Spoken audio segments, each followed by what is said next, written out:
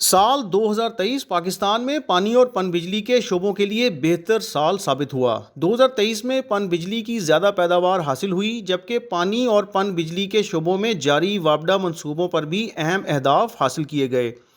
2023 میں وابڈہ نے 34 ارب یونٹ سستی اور ماحول دوست پن بجلی پیدا کی، جو گزشتہ سال کی نسبت 2 ارب 20 کروڑ یونٹ زیادہ ہے۔ پن بجلی کی اضافی پیداوار سے ملکی خزانہ کو 106 ارب روپے کی بچت ہوئی۔ اگر بجلی کی یہی مقدار مہنگے درآمدی ایندھن سے پیدا کی جاتی تو قومی خزانہ کو 106 ارب روپے خرچ کرنا پڑتے۔ وابڈہ پن بجلی کی لاگت 3 روپے 51 پیسے فی یونٹ ہے اور نیشنل گرڈ میں وابڈہ پن بجلی کا تناسب 30% ہے۔ نیلم جھیلم ہائیڈرو پاور پروجیکٹ سمیت وابڈہ کے 22 پن بجلی گھر ہیں، جن کی مجموعی پیداواری صلاحیت 9459 میگا واٹ ہے۔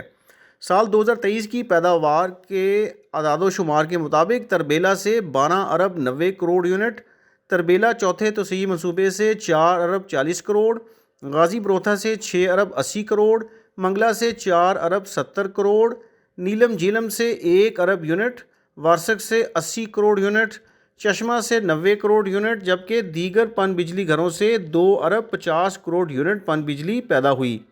2023 زیر تعمیر منصوبوں کے لیے بھی بہتر سال ثابت ہوا۔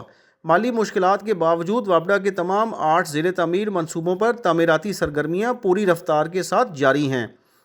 وابڈہ نے فروری 2023 میں داسو ہائیڈرو پاور پروجیکٹ پر دریا کا رخ موڑنے کا اہم سنگ میل بھی عبور کیا، جبکہ دیامر بھاشا ڈیم پروجیکٹ پر بھی ٹیسٹ رن کے ذریعے دریا کا رخ موڑا جا چکا ہے۔